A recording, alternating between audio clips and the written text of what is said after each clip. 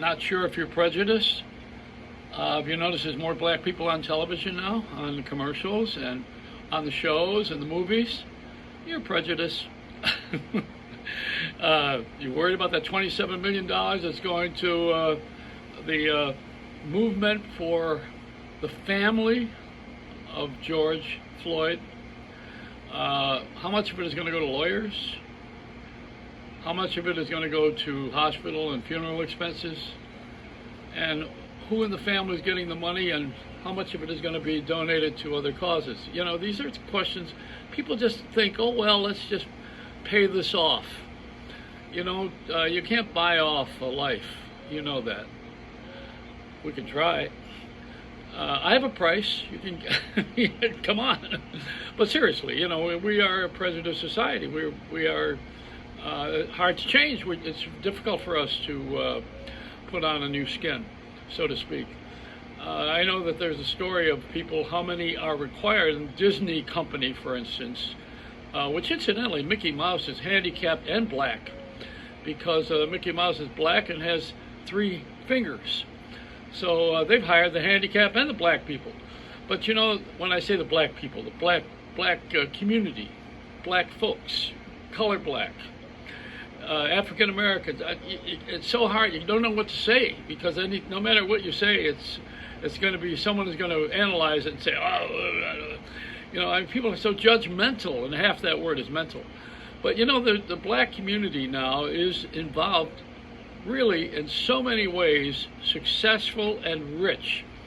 We have black president, the #1 movie star in the world, the #1 golfer in the world, the #1, well, we got Tom Brady is white, I guess, but he pretty close on other football players. Basketball players, #1, and anything that black people are involved in, including tennis or any of the sports, they're very rich, they're very successful, they're very good.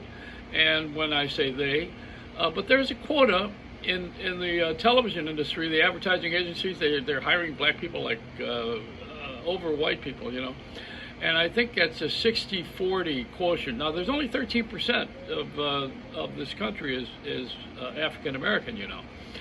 So it's not a majority, but we are now hiring people at a different rate. And what's happening when I say we, you know, the ad agencies, the commercial companies, car manufacturers, just about everybody is putting more black people on the screen, on the horizon, on the television. Black ownership, with businesses that are owned by blacks only, exclusively, which I don't think is very good. I think that's segregation, but let's not go there.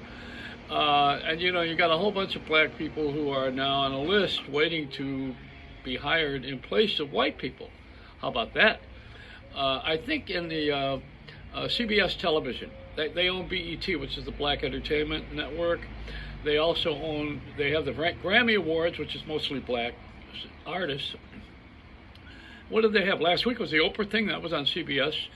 The morning show with Gayle King is all black performance all of the time. Started a while ago with the interviews, and now just about every profile is about black people. They are pushing this color balance and trying to bring everybody up to some standard. See, I look at it differently. I'm an industry guy, and I look at it as being something that we should go by someone's talent and their education and their ability to perform a job, not the color of their skin. But that's it sounds like a philosophy at this point. And it's the way I've lived all my life. I never took exception to anybody's color. I grew up as a fat kid in a black neighborhood, so I was a third base. They used me as a base in baseball. I got that beat out of me a long time ago. So the other thing is about this quota. They seem to have a certain amount of people that they have to hire for this inclusion. And it's all done behind the scenes, you know, corporately, like Apple. You know, they have a certain thing that they don't tell you. They've got a gay thing going now. When I say a thing, I don't want to be disrespectful, but they have an organization that is being backed by Apple because the chairman of the board is black. And you know, I mean, we got to know Tim Case. Is he chairman? I think he's chairman, president of the company. But you know, the people in the black community who are up online, there's 60% of white and 40% black. What company was I reading? Was it Verizon that they have that quota? You know, and they had checked it out and said, oh wait, you know, we have 70% black and only 30% white. So somebody in the corporation says, yeah, well, fire 20% of them. You know, this is an amazing, amazing grace. Yes, there's no grace in this. This is all about money. And boy, isn't that interesting how it's all about money? It really is. I mean, and it's not really black and white. It's green. But we've known that for a while, haven't we? And who do we worship? No, not Obama, not Trump or the current one, Biden. We worship dead presidents because they're on the money. Send me some dead presidents. My favorite scene is still in the Danny Aiello pizza joint that he owns in the Spike Lee movie, Do the Right Thing. And when one of the, it's a hangout for school kids, a pizza joint, and one of the kids comes in and notices all the pictures on the wall of Frank Sinatra and Dean Martin, and he says, hey, no pictures of no brothers on the wall. So I walk by the TV set now and say, there ain't no white people on the wall.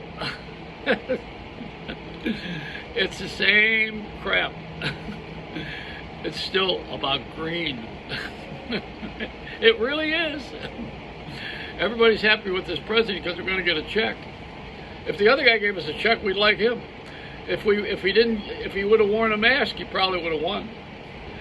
I just got a notice that says that my check is on the way. Yeah, oh yeah, I've heard this. The check is in the mail. Sure. Direct deposit.